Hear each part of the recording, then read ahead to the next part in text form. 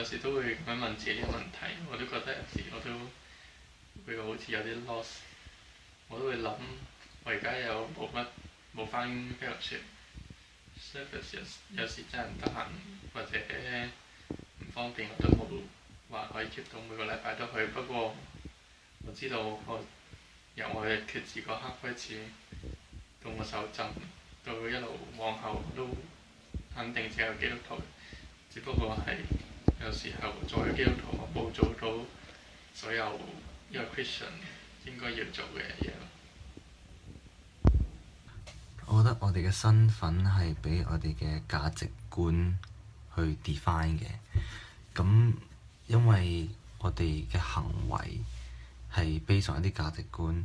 即係話，就算我哋冇一啲人哋話 Christian 嘅行為，譬如話返教會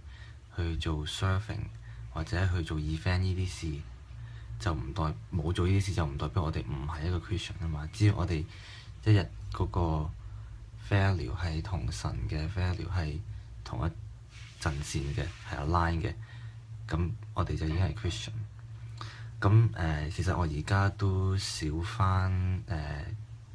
fellowship 同埋翻教會呢樣嘢。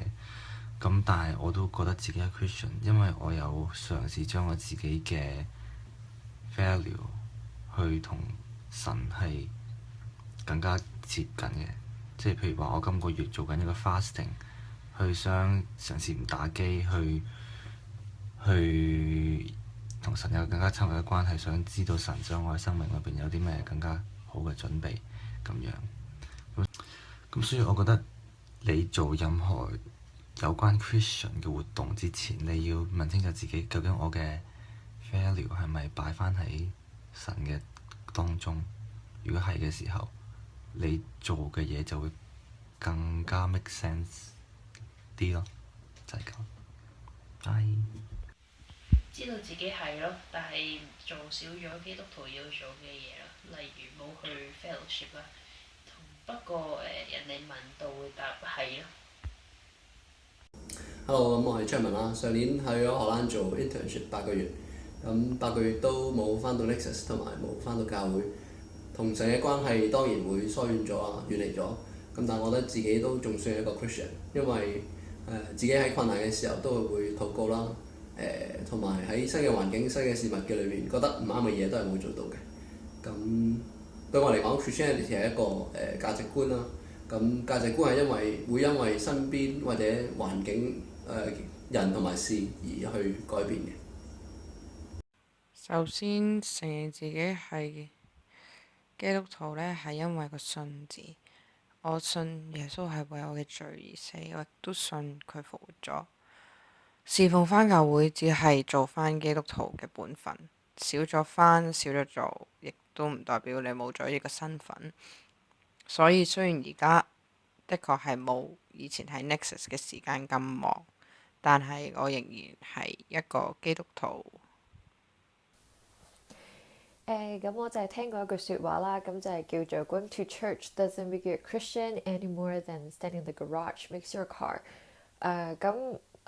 就唔係話叫你哋唔好返 church 啊，唔好返 fellowship 之類嘅。咁但係咧就我認為唔可以被即係基督徒呢個身份唔係受住究竟你返幾多 church 或者係做幾多侍奉去影響嘅。即係以我自己嚟講啦，我香港嘅 fellowship 咧都係星期五晚嘅，咁啊但係因為咁啱今年咧我星期五晚都要返學，咁所以其實就返唔到 fellowship 啦。咁亦都係因為譬如工作其實都頗忙嘅時候，咁亦都係唔可以喺教會嗰度去 take up 太多侍奉。咁但係因為我深信就係聖經入面都有講過，我哋一接受咗神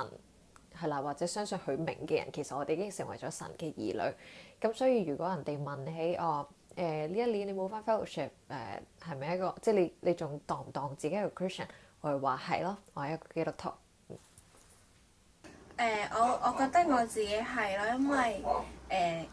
你做一啲嘢，或者你去侍奉，或者你去Sunday service 做晒，亦都唔代表你一定係，因為呢個係你同神嘅關係，而唔係你做一啲嘢去俾人睇，或者做呢啲嘢已經係咯，而係一個兩方面嘅關係咯。